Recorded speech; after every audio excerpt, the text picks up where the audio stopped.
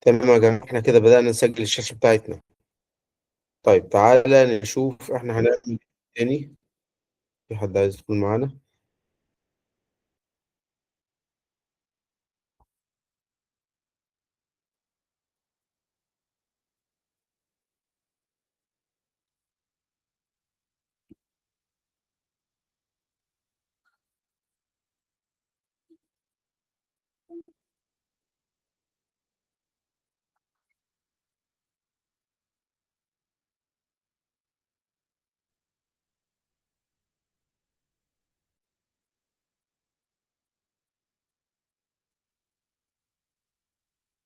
تمام يا جماعة. طيب هنفتح كده الفولدر اللي احنا كنا عاملينه.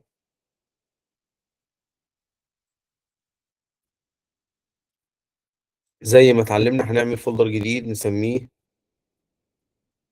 CSS. فولدر تاني هنسميه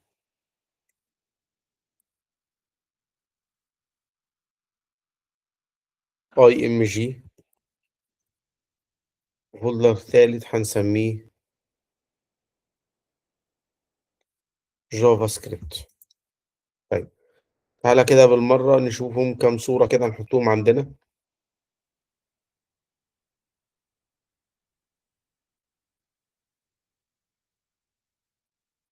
بالمرة خدنا الصورة ديت كده وحطيناها في الايمج عندنا.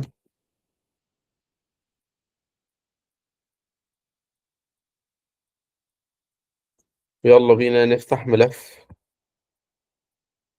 نعمل فايل جديد نسميه زي ما اتفقنا index دوت html. وفولدر تاني جوه السي اس اس، هنقف جوه السي اس اس كده ونعمل فولدر جديد نسميه ستايل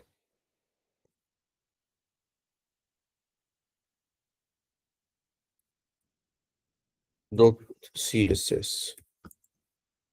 حد بس داخل معانا؟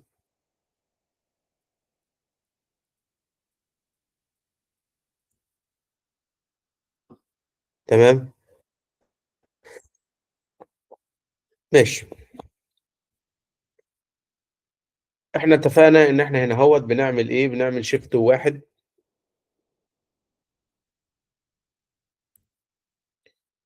وبنبدأ نربط الفايلين مع بعض، فبنقول له كده هوت لينك، بعدين بنقول له دوت سلاش سي اس اس ستايل دوت سي اس اس. يبقى انا كده ربطت الملف ده على المستوى العام. تمام. قلنا احنا بنعمل ايه؟ قلنا احنا بنعمل كل ديف، كل حاجه جوه ديف. الموقع كله في الاساس بيبقى جوه ديف، احنا بنسميها كونت او كونتينر. يبقى ده كده الموقع بتاعي كله. لو انا هنا هوت جيت قلت له الدوت كونت ده هياخد ويتس 1000 بكسل، هياخد بكسل ويتس 100%. وده قلنا كده هياخد عرض الشاشه اللي انا فاتحها كلها، والهاي بتاعتي وليكن مثلا 1500 بكسل، والباك جراوند كلر ممكن نحطه مثلا الاكوارين ده. تعالى كده نعرض الشكل اللي احنا عملناه ده.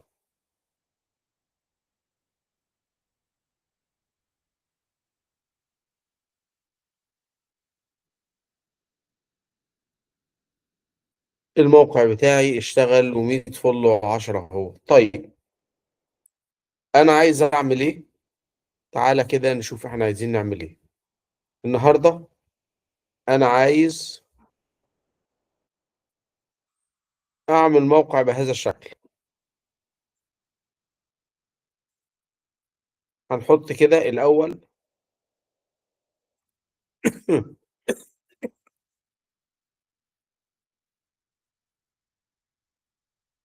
ادي الصفحة بتاعتي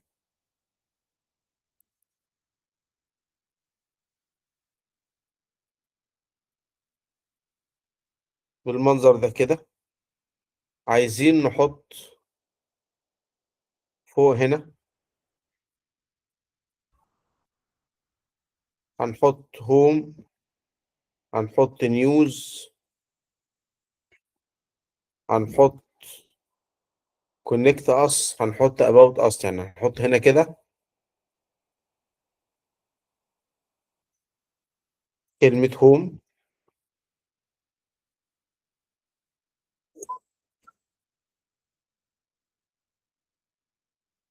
هنحط كده هنا كلمة نيوز،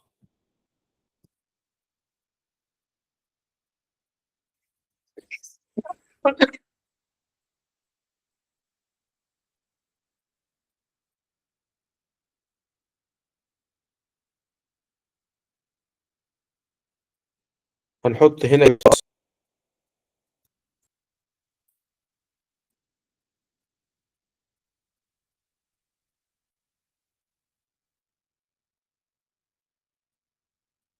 هنحط هنا كلمة كونكت اس.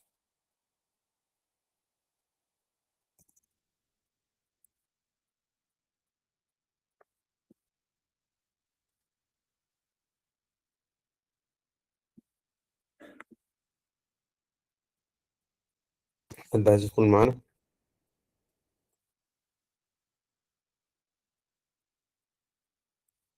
تمام. يبقى انا كده اللي انا عايز اعمله كده النهارده ان انا عايز اقسم منيو بار بالمنظر ده،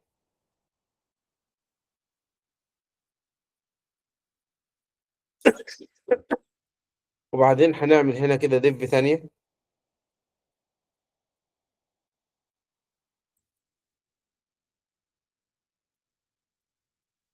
ديف هتبقى بالمنظر ده كده.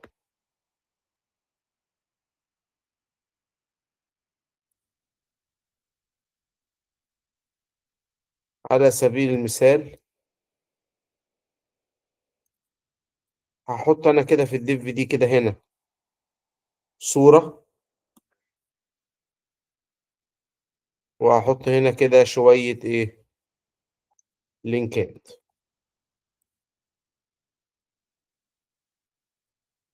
ده كده المخطط العام اللي انا هعمله النهارده.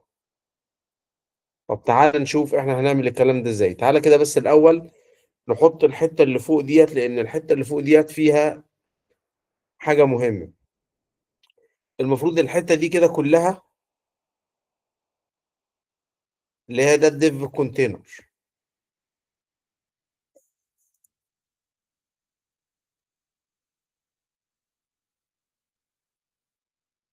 ده الديف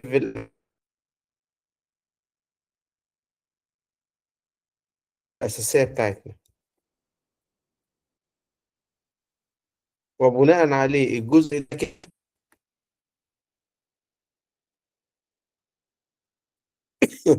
هيبقى ديف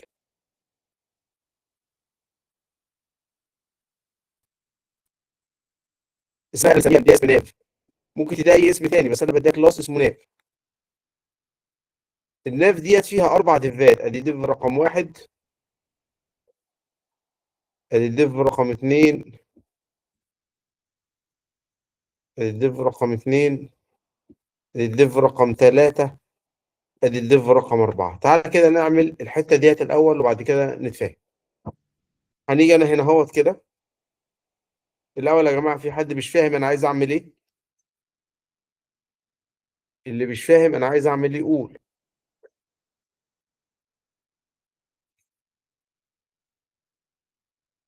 جميل.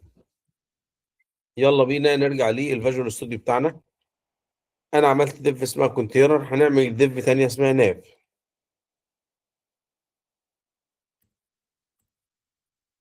ادي الناف اللي احنا كنا عاملينها، تعالى نحط لها كده خصائص الاول وبعد كده ربنا يحلها. هقول له مثلا الدوت ناف ديت هتاخد ويتس وليكن 800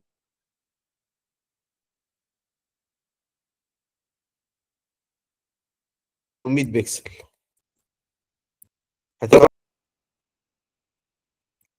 اللي هو اي مثلا مثلا، وهتاخد هاي 50 بكسل. تعالى كده نشوف.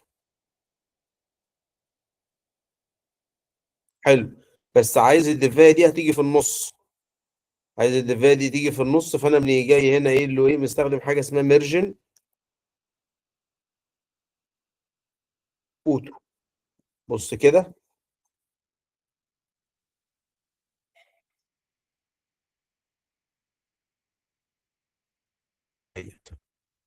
طيب، اللي هي الدف ده هي كده. طيب دي جواها اربع دفات. الدف دي، الدف بتاعت الناف دي فيها اربع دفات. جميل. يبقى انا هنيجي جاي هنا قايل له انا عندي اربع دفات، عندي حاجه اسمها ناف ايتم. عايز انت تسميها اي اسم تاني، اوكي. ادي كده واحد. هنحط ثلاثة كده، أربعة جنب بعض أهو. واحدة هنسميها هوم، والتانية هنسميها نيوز، التالتة هنسميها about us، والرابعة هنيجي جاية نسميها connect us. حلو الكلام. بص كده شكلها هيبقى عامل ازاي. قال لا، الأربعة جم. احنا في واحدة نسيناها ولا ايه؟ اه، النيوز ديت مكتوبة غلط.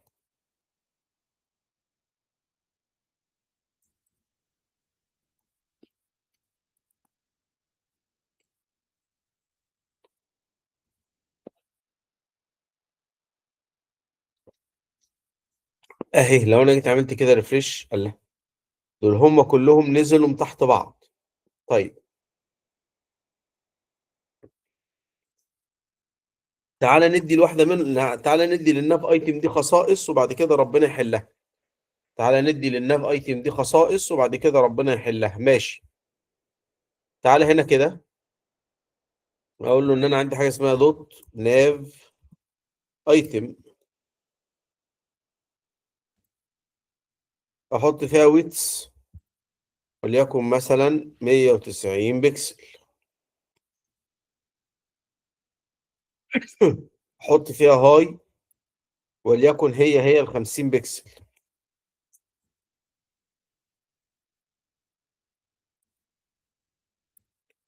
احط فيها الباك جراوند كلر بتاعتي وليكن اللون الشوكليت.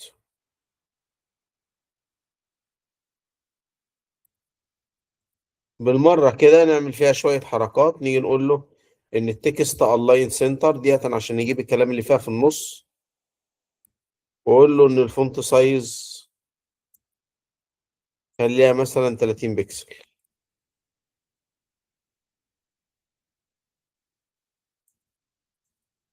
تعالى كده نعمل ريفرش ونشوف.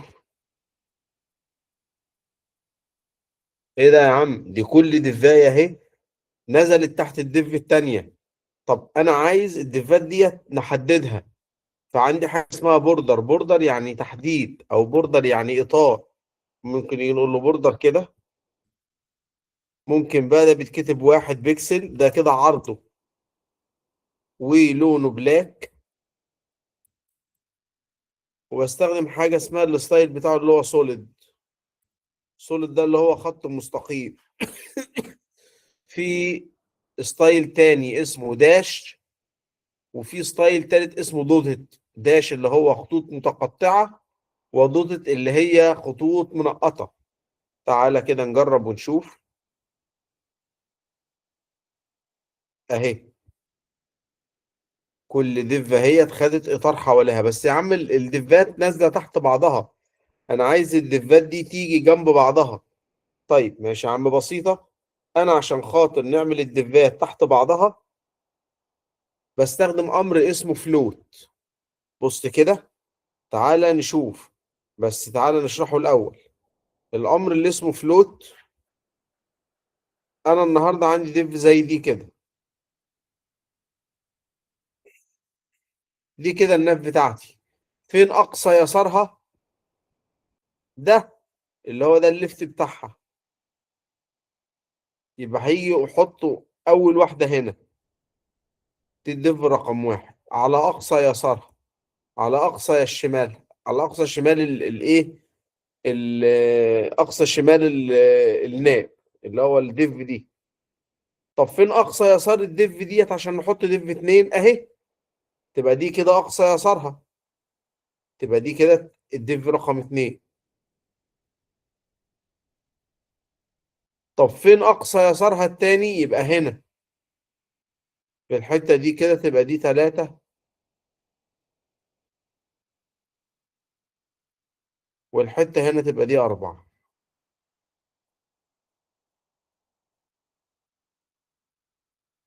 يبقى لما نيجي نقول له ميرجن ليفت أو حاجة اسمها فلوت ليفت زي ما هناخد، هياخد أقصى يسار الديف.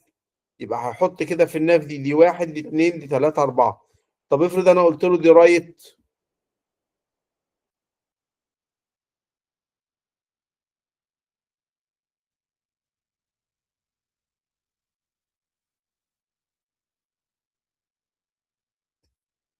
لو أنا قلت له دي كده هتبقى من الرايت. فين أقصى يمين الديف؟ أهي. دي كده هتبقى واحد.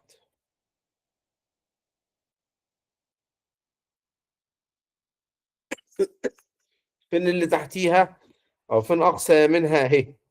دي كده اتنين. وآدي التلاتة،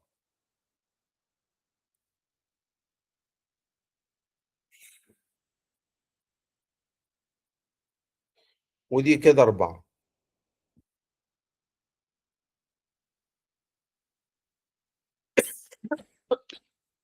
الحتة دي مفهومة يا إخوانا؟ طيب تعالى نشوف إحنا هنعمل إيه.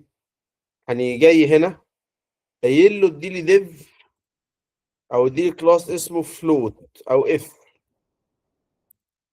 واستخدم حاجة اسمها فلوت ليفت.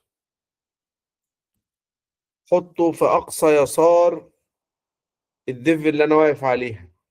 نيجي جاي هنا كده وأقول له أنا عايز الكلاس الديف دي تاخد كلاس تاني. نيجي جاي عامل كده وقايل له اف. هكبر لكم الإيه الشكل شوية.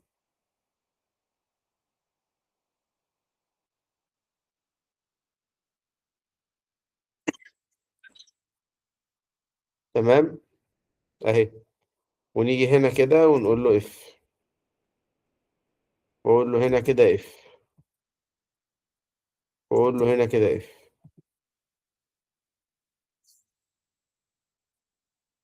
يبقى انا كده يبقى انا كده يا جماعه اديت الديف دي كلاسين. هو ممكن الديف تاخد كلاسين، ممكن الديف تاخد كلاسين.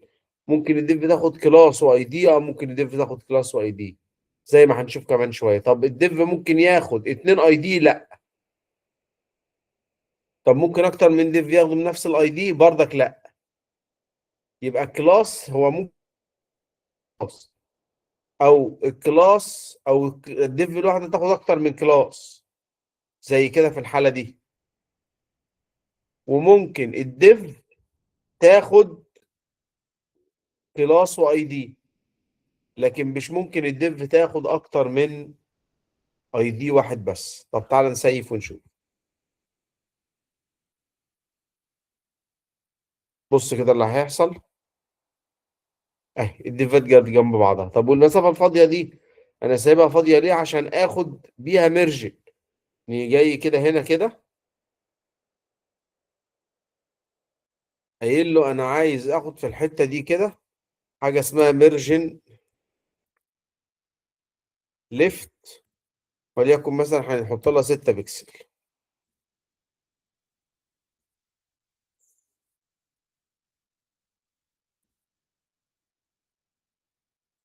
كلام واضح يا اخوانا؟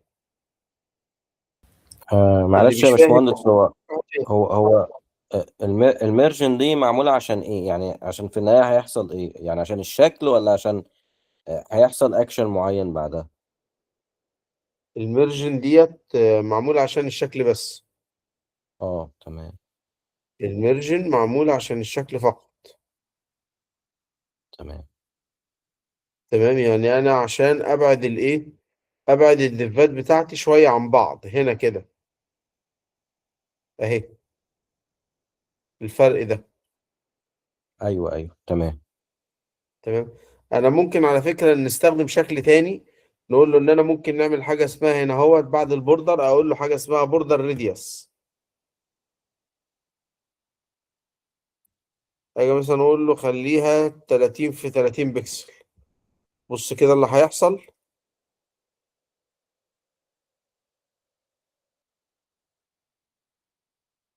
ده شكل. طبعا اللون اللي ورا ده انا ما بنحتاجهوش، يعني انا المفروض اشيل اللون اللي ورا ده عشان تبقى الامور طيبة، بس انا كنت حاطه في الاول عشان الناس تشوف الديف بس. بس انا المفروض بشيله. بشيله ازاي؟ ده بنعمله كده كومنت لاين، بنقف عليه ونضغط على كنترول وحرف الظهر، مرة هتشيله ومرة هتحطه. على كده بص اهي، واضح الشكل. واضح تمام. تمام، اللي مش فاهم تاني يا اخوانا.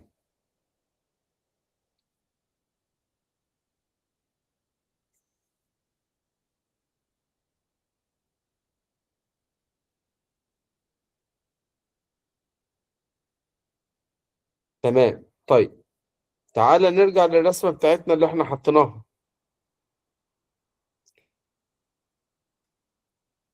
حطينا حاجة بالمنظر ده. طيب، هو كده انا عايز بعد الديف دي، عايز بعد الديف دي يبقى في ديف تانية مقسمة الى ديفين. يبقى انا عندي كده دي كده كلها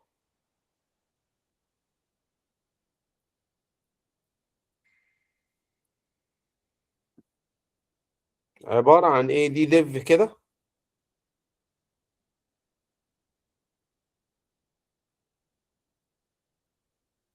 وليكن بيبقى اسمها ميد. احنا بنسميها ميد، او ممكن تدعي اسم عادي. الميد ديت بتبقى مقسومة نصين، نص هنا اهو، دي كده ديف اللي هي واحد، والجزء ده كده كله على بعضه اللي هو اتنين.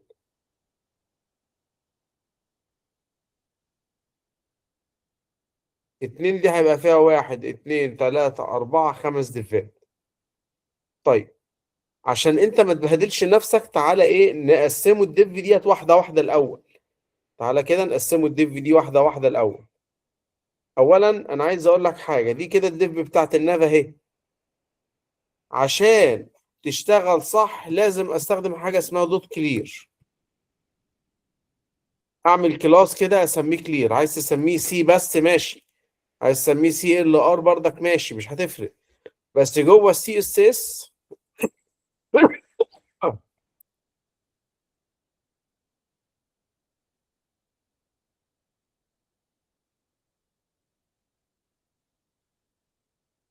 جوه السي اس اس يا اخوانا هنعمل حاجه اسمها دوت كلير،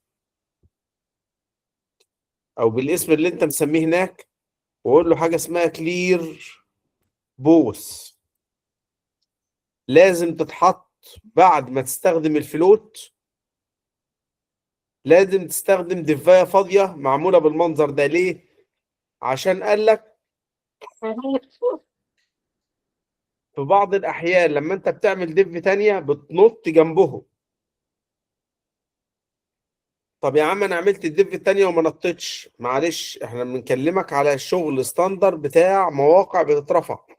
ممكن على اللوكال بتاعك ما تعملش مشكلة، بس لما تيجي ترفع على سيرفر أونلاين تعمل معاك المشكلة ديت في بعض السيرفرات. فإحنا بنحط السطر ده عشان حتى لو في احتمالية فالسطر ده هيمنعها. تمام. طيب تعالى نكمل.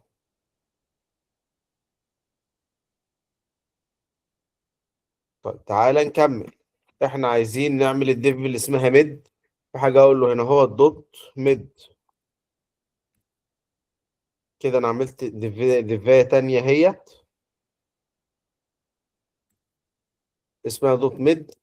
تعال نحط فيها، نحط لها شوية شغل. هقول له دوت ميد ديت هتاخد ويتس وليكن مثلا 900 بكسل او 1000 بكسل. هتاخد باك جراوند كلر وليكن مثلا اللون دهوت. وهتاخد هاي وليكن مثلا 400 بكسل.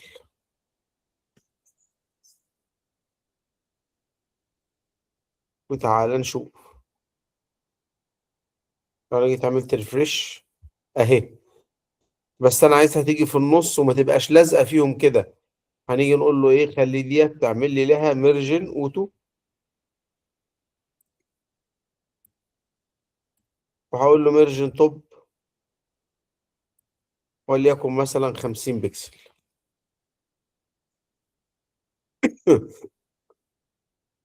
بص كده معايا اهي.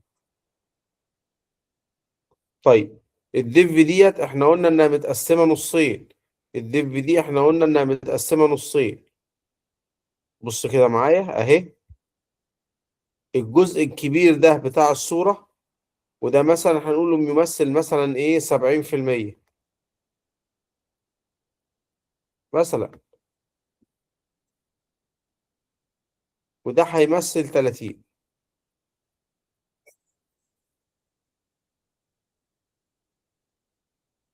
طيب تعالى نعملها. نيجي جاي كده جوه الديف دي بتاعت الميدي ده اهي كده، وقايلين له ان احنا هنحط ديفين نسميها دوت ميد 1.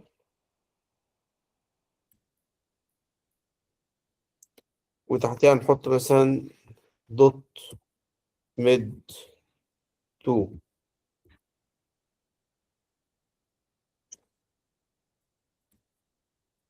تعالى نحط لهم ايه، ستايل. يعني نقول له ان هو الدوت ميد 1 هتاخد مثلا ويتس وليكن مثلا 700 بكسل. وهتاخد هاي وليكن مثلا هي هتاخد المساحة كلها اللي هي كام، اللي هي 400 بكسل. وهتاخد الباك جراوند كلر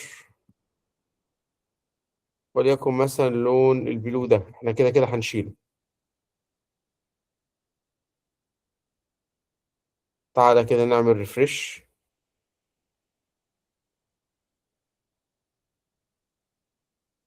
اهي. بس لا ديت انا عايزها ديت تبقى الصغيرة. خلي ديت تطميت 2. وخلي اختها كده بالظبط تطميت 1.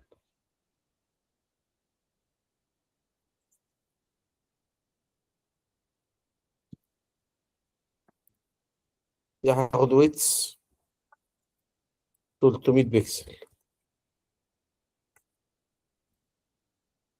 هتاخد هاي 400 بكسل. هتاخد باك جراوند كلر وليكن اللون البراون ده. سيبك من الالوان وتنسيقها، انا مش بعمل الوان دلوقتي، مش بنسق الوان، انا بنوريك ازاي الكود بينكتب. لو انا جيت عملت ريفرش هتلاقي الاتنين ما بقوش جنب بعض، هتلاقيهم الاتنين تحت بعض. قال لها ليه يا عم؟ لان انا لازم ياخد حاجه اسمها فلوت زي ما احنا متفقين. رحت انا جاي هنا كده، انا طبعا عامل الكلاس اللي اسمه فلوت خلاص اللي هو ده. ممكن نناديه تاني نيجي جاي قايل له هنا الدوت ميد 1 ديت ممكن تاخد فلوت. والدوت ميد 2 ديت بتاخد برضك ايه، فلوت. لما انا نيجي نعمل كده ريفرش اهم لازقهم في بعض. طيب تعالى نحط صورة في الديف الأولاني، تعالى نحط صورة في الديف الأولاني. يعني الديف الأولاني ديت فيها دوت، فيها اي ام جي. السورس بتاع الصورة هياخد ايه؟ هياخد ايمج وواحد دوت ايمج. طيب تعالى كده نعمل ريفرش.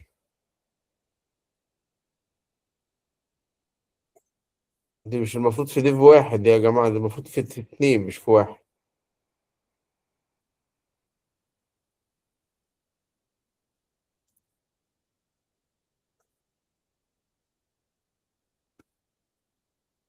اهي. لو انا جيت عملت ريفرش كده، حلو، بس الصورة كبيرة والدنيا بايظة. طب انا عشان اتحكم في الصورة كده لوحدها بعمل ايه؟ ممكن نحط لها من هنا ويتس وهاي عادي، وده بالصح. طب والصح بتاعها ان انا نقول له ايه؟ انني جاي كده اهو قايل له، بص ان دي انا بقى انه منظر دوت ميد 1. الايمج بتاعتها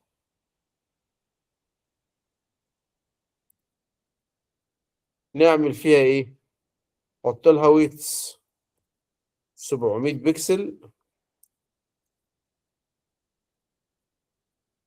وحط لها هاي 400 بكسل. بص كده اهي. طب عايز بقى اقسم دي كده لاربع حاجات. هقول له يبقى الديف دي كده هقسمها هنا اهوت لحاجه اسمها دوت ميد 1 تكست، واحط فيهم شويه حاجات كده. وليكن مثلا هحط فيها كلمه HTML.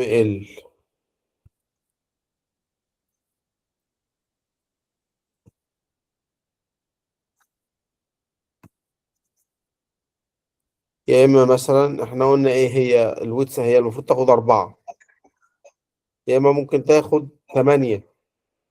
ماشي خليها تاخد 8 CSS.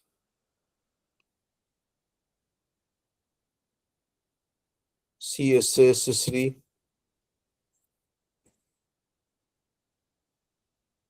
وحاجة اسمها بوت ستراب.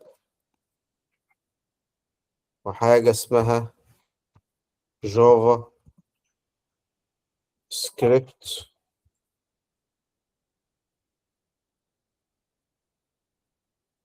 وحاجة اسمها PHP.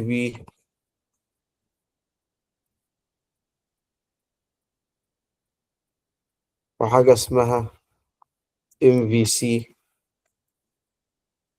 وحاجة اسمها SQL. ديف اللي اسمها ميد 1 دي فيها الثمان حاجات دول. طب تعالى نحط لها الميد 1 دي، تعالى نحط لها ايه؟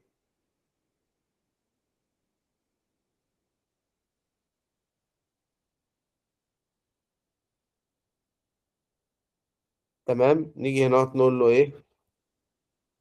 دوت ميد 1. واحنا كنا مسمينها ايه؟ دوت ميد 1 تي، اللي هو الاسم اللي جوه ده، اللي هو ده.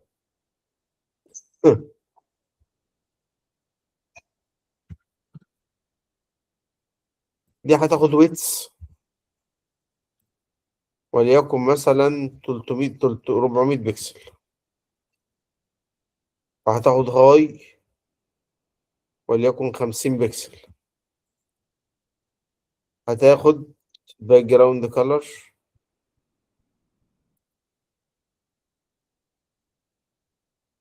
اي حاجه وليكن لون. وهتاخد تكست الاين سنتر وهتاخد مثلا، وهتاخد فونت سايز وليكن مثلا 30 بكسل. تعالى كده نجرب، بص كده.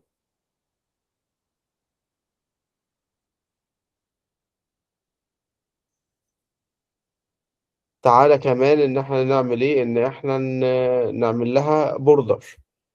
نقول له بوردر 1 بكسل.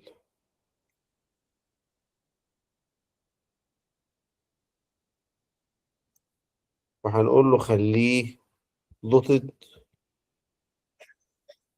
منقط يعني المرة دي. وأقول له خليه بلاك أهي.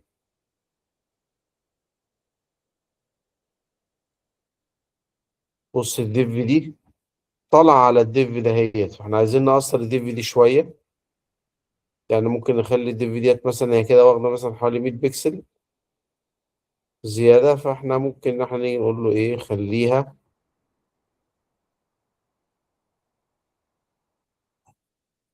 ايه، بدل ما هي 300 خليها، بدل ما هي 400 خليها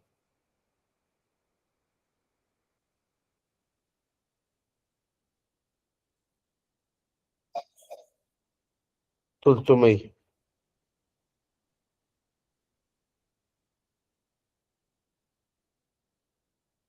الايمج تبقى 700، خلي دي 300.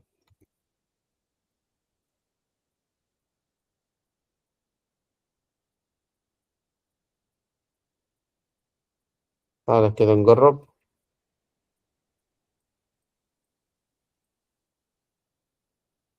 اهي. تمام.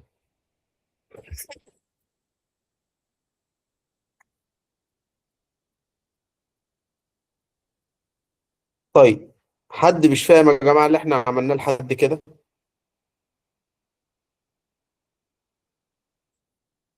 اللي احنا عملناه ده بناء موقع على السريع. اللي احنا عملناه ده بناء موقع على السريع، اللي مش فاهمه يقول. هو في حتة بس يا باشمهندس، يعني ما فهمتهاش قوي، اللي هي الحتة بتاعت الايمج. كنا مسميينها ميد 2، وجينا في تمام. الستايل. جينا في الستايل لما عدلنا الحجم بتاعها عملناه على ميد 1. يعني الكود اللي انت كتبته ميد 1، فانا دي ما او انا ما خدتش بالي ممكن. طيب تعالى نراجعوها تاني، تعالى نراجعوها تاني، مفيش مشكلة. ماشي. بص يا سيدي، احنا هنا حطينا الايه، الايمج بتاعتنا. عملنا دي اسمها ميد.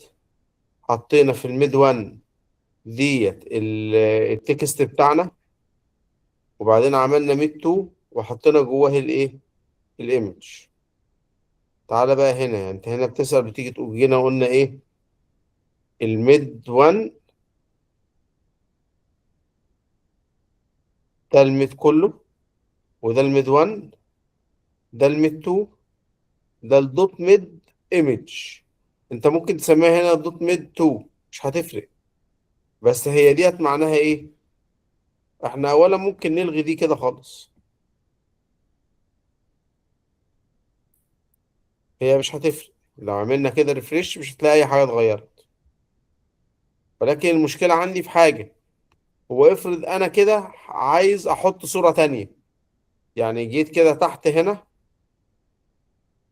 ركز معانا في الحته دي، الحته دي حلوه. لو انا جيت هنا كده قلت له دوت كلير، وجيت كده تحتها رحت قايل له دوت مثلا فول ايمج. ورحت انا حاطط نفس الصورة دي او صورة تانية، مش هتفرق.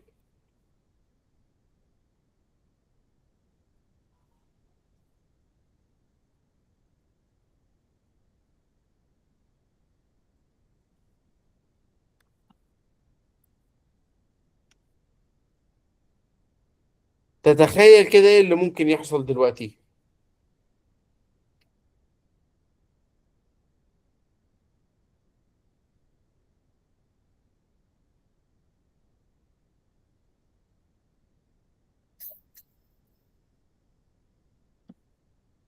بص كده اللي ممكن يحصل لو انا جيت عملت ريفرش. هتحصل حاجة غريبة جدا، ان الصورة دي خدت نفس حجم الصورة دي. طب انا عايز الصورة دي يا عم تبقى بالحجم الطبيعي، يعني تبقى كاملة. لا، هي اتأثرت ليه؟ عشان انا قايل له هنا اهو ان كل التاج اللي اسمه اي ام جي كل الصور خليها لي ب 700 في 400. طب انا مش عايز كل الصور تبقى 700 في 400، انا عايز الديف، عايز الصور اللي في الديف ده، عايز الصور اللي في الديف ده فقط، اللي هنا. لكن اللي تحت دي تبقى زي ما هي. فانا هنيجي جاي كده قايل له بقى ايه، انا عايز اخص الايمج دي. اقول له خلي الدوت ميد الايمج بتاعتها بس. يبقى كده انا خصيت ديف معينه او كلاس معينه بالايمج اللي فيه. طب تعالى كده نجرب، بص. ما سيفناش ولا ايه، ولا هي صوره كبرت؟ ما سيفناش. بص كده اللي هيحصل اهي، الصوره دي كبرت. الصوره دي كده كبرت اهي.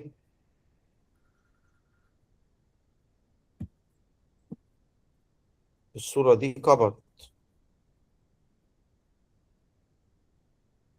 لو انا جيت هنا كده، ليه هي الصورة دي كبرت لوحدها؟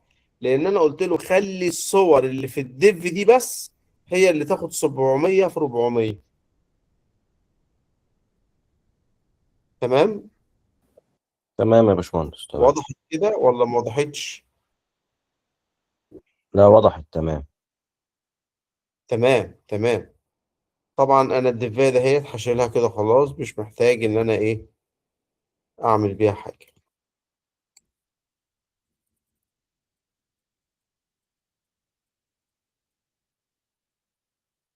تمام يا جماعة؟ طيب. طبعا يعني احنا حاولنا في الاربع محاضرات اللي احنا خدناهم دول ان احنا نلم الدنيا، والدنيا ما تتلمش في الاربع محاضرات يا دوبك. الاربع محاضرات دول انا حطيت رجلك على بداية الطريق. انا حطيت رجلك على بداية الطريق فقط. تمام. الموضوع موضوع مهم وموضوع كبير جدا. حلو. يعني يستغرق دراسته فترة كبيرة. اللي احنا اتكلمنا فيه ده، احنا اتكلمنا على ايه؟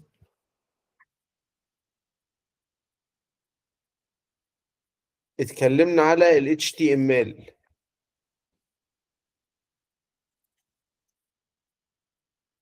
ال HTML ده يا جماعة عشان تبقى انت عارف احنا خدنا منها حاجة اسمها HTML4. يتفضل كمان عندنا حاجة اسمها HTML5. طب ال HTML5 ده بيعمل ايه؟ هو كل اللي بيعمله ان هو بيهتم بحاجة اسمها اوديو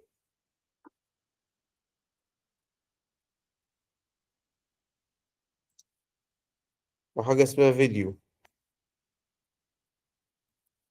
اوديو اي يو وفيديو.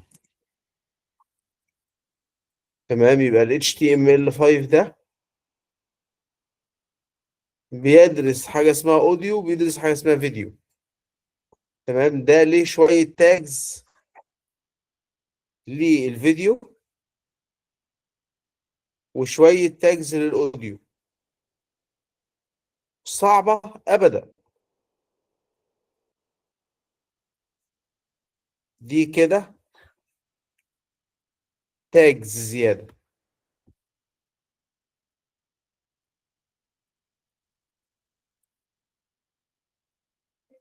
اللي احنا خدناه في السي اس اس اسمه سي اس 2، وديت احنا خدنا اساسيات مهمه جدا في السي اس 2. يمكن ما بقاش فاضل لنا في السي اس 2 الا حاجات بسيطه خالص. تمام. ولكنها برضه حاجات مهمه. ومحدش دلوقتي بيشتغل سي اس 2، بس لازم تبقى انت فاهمه، لان كل الناس بتشتغل حاجه اسمها سي اس اس 3. تمام. وبعدين بنشتغل حاجه اسمها جافا سكريبت.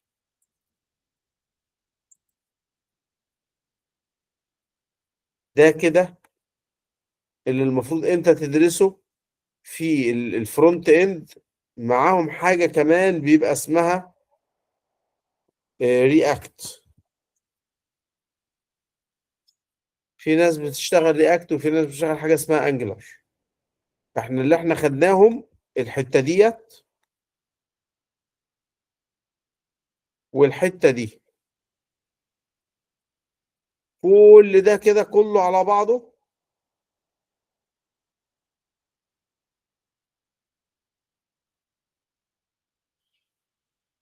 ده كده اسمه فرونت اند.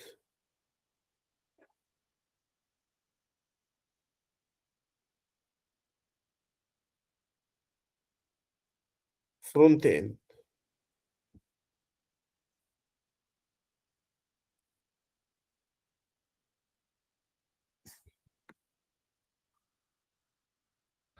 الفرونت اند ده بعديه انت بتروح لحاجة اسمها باك اند.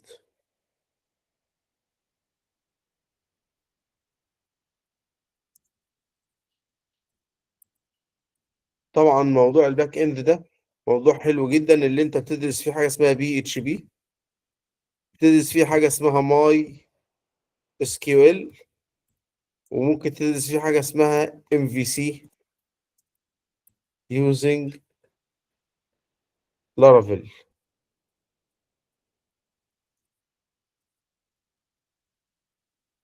تمام.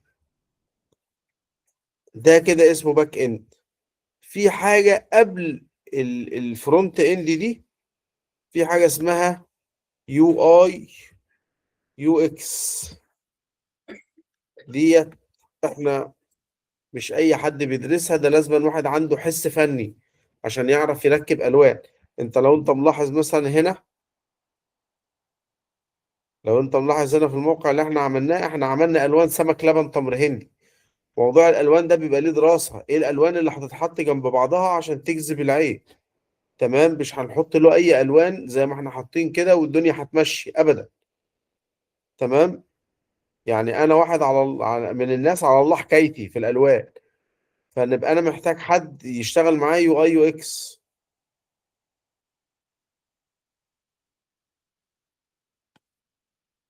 يبقى انا بشتغل حد يشتغل يو اي يو اكس، لكن انا بشتغل فرونت اند كويس واشتغل باك اند كويس. تمام. معظم الشغل طبعا في حته الباك اند. طبعا الشغل بتاع الفرونت اند والباك اند ده مربوط بحاجة اسمها سيو للي عايز يسمع عنها. والسيو ديت اللي بتخلي الموقع يظهر في في محركات البحث. طبعا يا جماعة الموضوع ده موضوع مهم جدا، والناس اللي وصلت لحد المحاضرة الرابعة المفروض ان هي مثلا لمت حوالي 70% من اساسات ال HTML وال CSS2 فعلا يعني. بس طبعا الموضوع اكبر من ان هو يتلم في 4 محاضرات ولا في 8 محاضرات ولا في 10 محاضرات. الموضوع احنا بنقعد ندرسه 6 شهور. الموضوع احنا بنقعد ندرسه 6 شهور. طب انا عايز اكمل، هكمل ازاي؟ المفروض انك تكمل في الحتة دي كده الاول، وبعد كده تكمل في الحتة دي، وبعد كده تكمل في الحتة دي. لو خلصت الجزء بتاع الفرونت اند ده انت ممكن تلاقي شغل بيه. تمام. انت ممكن تلاقي شغل بيه في فريلانس والشغل بتاع الكلام ده كله. طبعا احنا ممكن نستأذن المعهد ونحدد معاهم ان احنا نعمل محاضرة ازاي تعمل حساب على لينكد ان، وازاي تشوف ايه الحاجات اللي بتشتغل بيها فريلانس. تمام. عرفنا نعمل كده، عرفنا ما عرفناش احنا ممكن ننزل محاضرة حتى ايه، مشروحة على السريع كده. تمام. وده شغل الباك اند. شغل الباك اند ده مش هينفع تخلصه غير لما تخلص الحتة بتاعت الفرونت اند. تمام. ارجو ان انا نكون قدرت اوصل لكم المعلومة والدنيا ماشية عاملة ازاي. اللي يدخل الموضوع ده، لو انت بعد 4 محاضرات عملت الكلام ده كله وكتبت الكود ده كله بعد 4 محاضرات بس، حلو، فالموضوع انا شايف ان هو بالصعب تماما يعني. انا شايف ان هو شوية اكواد بتتبني فوق بعضها، الموضوع محتاج شوية تدريب. لكن هو الموضوع سهل جدا، ده احنا في 4 محاضرات عملنا كل ده. امال اللي بياخد 6 شهور بيقدر يعمل ايه؟ الناس وصل لها اللي انا بقوله؟ اه طيب وصل يا المحاضرة دي باشمهندس. كمان. تمام. المفروض المحاضرة دهيت انا مسجلها، وهنزلها ان شاء الله اول ما تطلع، تترفع على الدرايف بتاعي، هنبعتها لحضراتكم على طول. حد عايز يسأل في اي حاجة؟ ايوه يا باشمهندس، ممكن اسال؟ تمام، اتفضل. الله يخليك. انا بس بالنسبه للباك اند،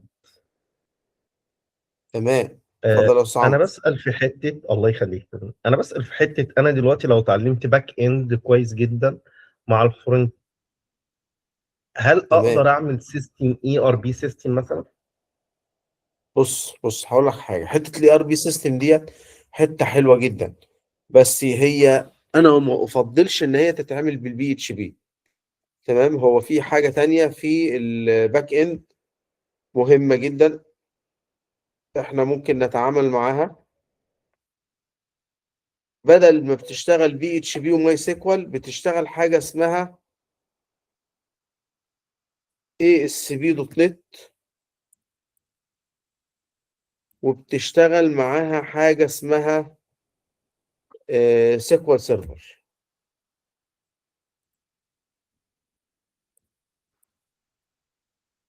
ليه بقى؟ لان حته الاي ار بي سيستم بتبقى حته فيها محتاجه حاجتين.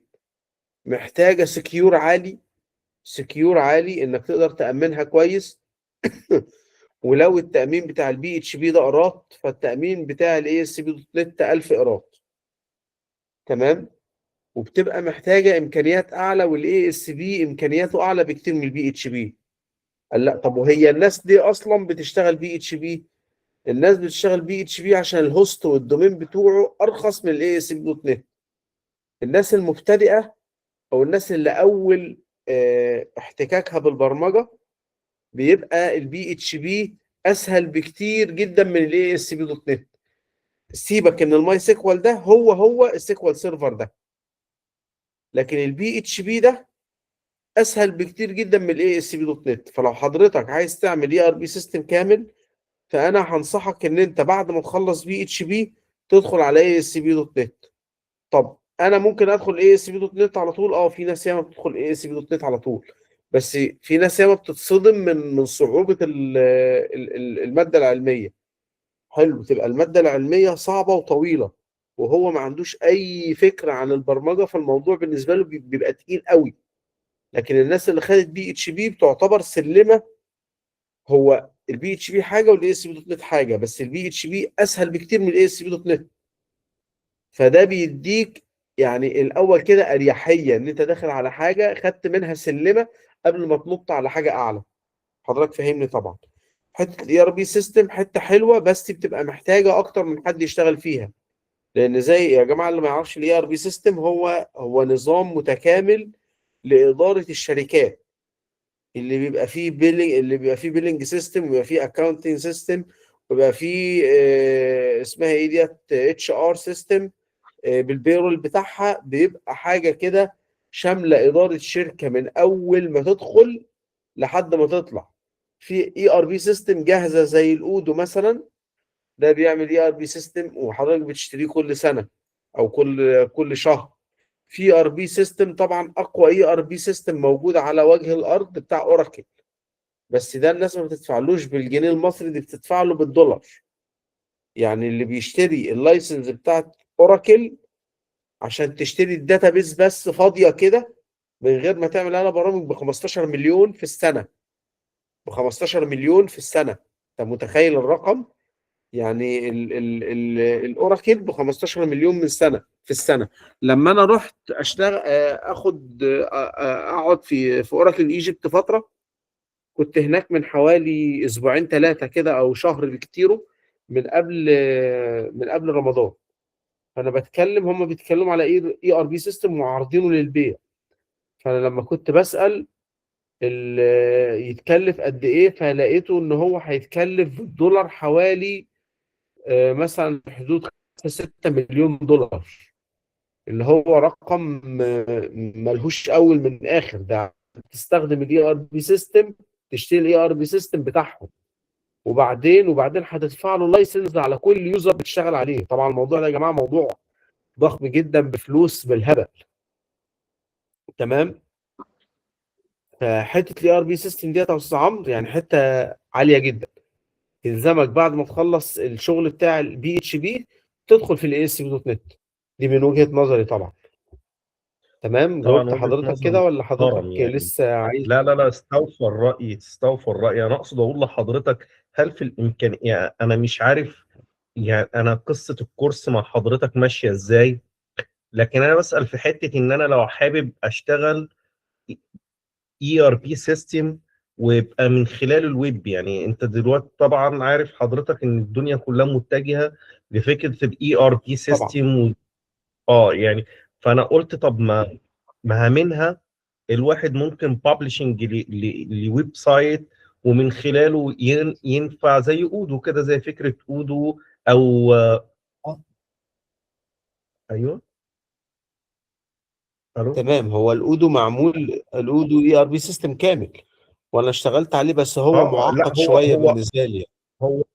هو حساباتي اكتر من اي حاجه يعني. انا كنت اه اقصد اقول مثلا، لو انت لو انا مثلا عاوز اعمل اي ار بي سيستم خاص بالمستشفيات، خاص بالمقاولات، خاص باي حاجه، ففكره الاي ار بي سيستم بالنسبه للمستشفيات في اودو مش مغطي يعني مش هو هم بيتكلموا في الحته الحسابيه كويس جدا، لكن تمام. في حته استقبال وايصالات ومش ايصالات والكلام ده، لا هم مش مغطين القصه دي تماما. فهل ولا العمليات ولا الهوسبيتاليتي عندهم لا لا لا متغطيه لا لا، ولا خالص. داخلي ولا خارجي ولا الكلام ده. ممكن يكون في الاتش ار شويه، لكن أنا من وجهه نظري هو تخصص حسابات عامه. ده صح. من رايي، كلام حضرتك يعني من مظبوط وجهه 100%. نظري. يعني لا لا، هو يعني وجهة انا ما نظر صح اشتغلتش عليه 100%. صدقني. ما اشتغلتش عليه، الله يخليك، انا ما اشتغلتش عليه ولا تعاملت معاه. بس انا من سمعي لبعض الشخصيات اللي شغاله بيه، فانا جمعت فكره ان هو ده راجل بيتكلم حسابات عامه.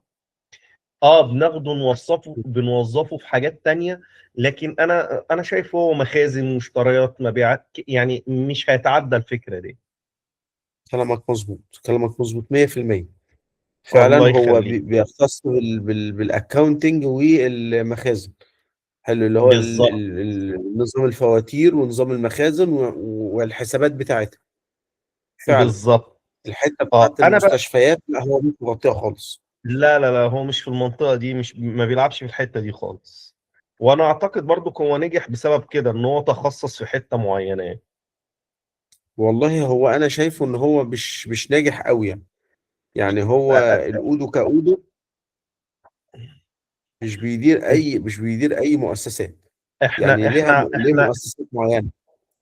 احنا بحب الخواجة يعني، احنا اعتقد ان في مصر في مبرمجين شطار جدا، عملوا شغل كمان اعلى من اودو، اعلى من ساب في الشغل يعني، ككودينج هوم يعني. الساب لكن احنا كمان اي ار بي سيستم مش قوي خالص. الاودو اقوى من بس الساب كمان، بس على ان الساب اه اغلى. بس هو بس بس هو بس غطى. الساب لا، الساب مش اي ار بي سيستم كويس خالص. بس هو غطى يعني في بعض الشركات، هو غطى بعض الشركات او بعض. هو انا من وجهة نظري ان هو وقف بسبب ان ما بنقدرش نعدل عليه، ما بنقدرش حتى في الاودو. انت هو ده اللي عندي وانتوا تشتغلوا عليه. هو الساب مشكلة الساب في حاجتين. الساب نمرة واحد هو أصلا بيعتمد على داتابيز أوراكل، فده بيخلي اللايسنس بتاعته غالية قوي على الفاضي غاليه جدا وما فعلا. فيهوش فعلا. إمكانيات قوية. لكن انت فعلا. لو انت جيت قارنت الساب بالاوراكل، الاوراكل حاجه بسم الله ما شاء الله. انا لما رحت اوراكل لا هو ايجيبت طبعا اتوهمت اول حاجه، بمعنى اه كلمه طبعا هي اتوهمت. اول حاجه، اول اي ار بي سيستم محترم اوراكل. لكن لينسس انت عارف ثمنها عامل ازاي، وما اعتقدش ان في حد يقدر يغطي تكلفتها يعني. الشركات الكبيره، الاوراكل يعني بتتعامل على الليفل الاولاني بتاعهم 15 مليون. ده 15 مليون يعني سنوي انا ما عشان يديك اعتقدش اللايسنس يعني، بتاعت الداتابيز بس. يعني انا اعتقد ان في بعض البنوك حتى هي اللي شغاله اوراكل، والبعض التاني يعني انا في بعض الحاجات، يعني احنا لغايه دلوقتي احنا عندنا البوسطه البريد المصري شغال اكسس يعني اعتقد لغايه الان يعني. تمام. اه اعتقد ذلك، بس هي كل البنوك اه تقريبا بوزاره الماليه شغاله اوراكل. كل اوريك، اما انا بقول البنوك لحضرتك بوزاره الماليه تقريبا اغلب شغاله اوراكل. اغلبها يعني. لكن هو السؤال اللي انا كنت عاوز اساله لسعادتك، انا النهارده اقدر اوظف الشغل بتاعي ده الاي ار بي سيستم؟ طبعا. ولو حضرتك عايز تعمل حاجة للمستشفيات كمان، أنا ممكن أدخل مع حضرتك كمان شريك. يعني لا ممكن إن والله. إحنا نعمل حاجة اي ار بي سيستم. أنا عندي تيم كامل، بس أنا اتجاهي بتجه ناحية السياحة شوية عن المستشفيات. حاولت اه أدخل مستشفيات بس لقيت إن المستشفيات متغطية. ولو أنت عايز مني نصيحة، اشتغل في مراكز التجميل، مش هو هو عيادات التجميل، مش مراكز التجميل، عيادات التجميل. هو خلي بال حضرتك، هو في مجال السيستم الاي ار بي سيستم مستشفيات الدنيا، حتى لو مكتوب في اكتفاء ذاتي، فهو في نقص في بعض في بعض الاساسيات كبزنس. اعتقد مش كل الناس فاهمه بيزنس مستشفيات كويس. حضرتك شغال إيه يا أستاذ عمرو؟ انا شغال في شركه برمجه، بس انا امبلمنتيشن تمام. للسيستم يعني. فانا قلت خدت قرار ان انا هشتغل برمجه. انا حاسبات، بس انا سبت المجال بقالي فتره مم. طويله، واشتغلت في مجال مم. الهاردوير، وبدات خسارة. اتشوق تاني لشغل اه انا ودرست اي اس بي دوت نت، ودرست فيجوال، ودرست، بس يعني زي ما قلت ربنا بقى هو ما اردش. كانت ساعتها بقى الدنيا مش الطف حاجه، وما كانش فيه رؤيه واضحه، مم. فاتجهت بقى للشغل اللي يجيب فلوس اكتر يعني. فانا حاليا رجعت يعني، وكنت راجع عاوز اقوي نفسي. طبعا قلت بقى افكر في ايه. طبعا حاولت ابعد عن اللغات المعتاده زي السي شارب والحاجات ديت. قلت ليه فكره وده المستقبل. طبعا السي شارب بيعمل برضه كشغل ويب سايت لا، وكده، هو لو حضرتك لكن اقصد. هتشتغل في الحته بتاعت لو حضرتك هتشتغل في الحته بتاعت الاي اس بي دوت نت دي، حضرتك سامعني؟ ايوه يا فندم مع حضرتك. اه تمام. لو انت هتشتغل في الحته بتاعت الاي اس بي دوت نت ده هي، فهي بتبقى بيزد قوي على السي شارب. على السي شارب اه. ليه بقى بيزد على السي شارب تحديدا؟ لان هو دلوقتي الفيجوال بيزك اصلا في الاصدارات الحديثه من السي شارب، من الفيجوال ستوديو، هم ما بينزلش خلاص. امم. بقى في حاجة تانية اسمها جي شارب، ومش بقوة السي شارب ولا بانتشاره. معظم الناس أو 99% من الناس شغالة سي شارب مع الاي اس دوت نت. دي حقيقه، دي حقيقه. تمام. امم. اه حتى فحضرتك لو الفيجوال هتتجه ستوديو. للحتة دي، لو حضرتك هتتجه للحتة ده اهي، لازم هتشتغل معاها سي شارب، وبتبقى سكتها طويلة شوية. بس هي اه يعني طبعا. السي شارب في الإصدارات الحديثة ضرب نار، في إمكانيات اه مهولة. ايوه ايوه.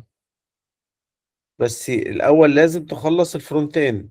يعني عشان اللي بيشتغل فرونت إند لما بيجي ينط باك إند، بيبقى لما بيجي يشتغل بيبقى فاهم حاجات كتير. لكن اللي بيشتغل باك إند من غير ما ياخد فرونت إند، بيحس إن هو تايه ومش عارف اللي تحتيه عامل إيه. فلازم اه. تخلص الأول فرونت إند. تمام. امم. وطبعا هي زي تمام. ما حضرتك قلت، هي الدنيا كلها شغاله في الحته ديت، شغاله في الحته بتاعت الفول ستاك، كلها شغاله اي ار بي سيستم كلها. يعني مم. الدنيا كلها شغاله اي ار بي سيستم كلها، بمعنى كلمه كلها يعني. مم. انا اعتقد ان هتبقى في محادثه ما بيني وما بين حضرتك وما بيني. يعني انا معايا مدير برمجه صديق يعني، اعتقد ممكن يبقى في شغل ما بيني وما بين حضرتك وما بينه يعني. تمام، ده حاجه فربنا تشرفنا يا يسهل. باشا. حبيبي حبيبي، ربنا يخليك. يعني هو شخصية مبرمج، بس من المبرمجين القدام اللي هو بالكابل والحاجات ديت. وطبعا انت عارف سن البني ادم لما بيوصل لسن معين خلاص شغف البرمجة يعني ما تكونش موجودة. لكن احنا في فكرة او في تحضير ان احنا عاوزين نحاول نعمل اي ار بي سيستم ونفكر في فكرة جديدة يعني. فاعتقد ان في تواصل ما بيني وما بين حضرتك والله وما انا بينه على مستعد، انا مستعد ننضم نعملهم تيم، انا مستعد لكده. ولو حد من آه، الناس اللي معانا كمان حابب ان هو يدخل معانا، انا ما عنديش اي مانع. طبعا طبعا يفضل شغل. طبعا احنا ما عندناش اي مانع. يعني انا ان شاء الله، آه، ان شاء الله انا مسافر بس يومين ثلاثه كده، بنقوم مستشفى كده بالاي ار بي سيستم بتاعنا. واعتقد ان احنا انا تمام. ومديري ده يعني في مغاغه. واعتقد ان احنا ممكن يبقى في لقاء ما بيني وما بين حضرتك وما بينه. هنحاول نتواصل مع بعضينا ونكون الفكرة. وعندنا كذا فكرة ممكن اعتقد هتساعدنا كلنا في ان احنا تمام. نبني سيستم محترم. حتة الماركينج عندي ناس تقدر تعمل لنا ماركينج، تقدر تعمل لنا في علاقات يعني في مستشفيات فإن شاء الله نخليها كده بداية مبشرة كده لينا وليك إن شاء الله. ان شاء الله، ان شاء الله يا استاذ عمرو، دي فرصه سعيده جدا. أنا أسعد والله يا باشمهندس، الله يخليك، الله ربنا يكرمك يا يبارك رب، معاك. الله يكرمك. الله طيب يا يخليك. جماعه، حد محتاج مننا حاجه تاني؟ جزاك طيب الله تاني خير. مره. شكرا يا الله باشمهندس، واياكم. شكرا. الله يكرمك يا استاذ محمد، الله يخليك. ماشي يا جماعة، أنا سعدت إن أنا أشوفكم، وأتمنى إن احنا نتقابل تاني ونكمل مع بعض تاني، وإن شاء الله خير بإذن الله. المحاضرة بإذن الله هتتسجل وهتترفع بإذن الله، هي اتسجلت خلاص. هوقف التسجيل أهوت.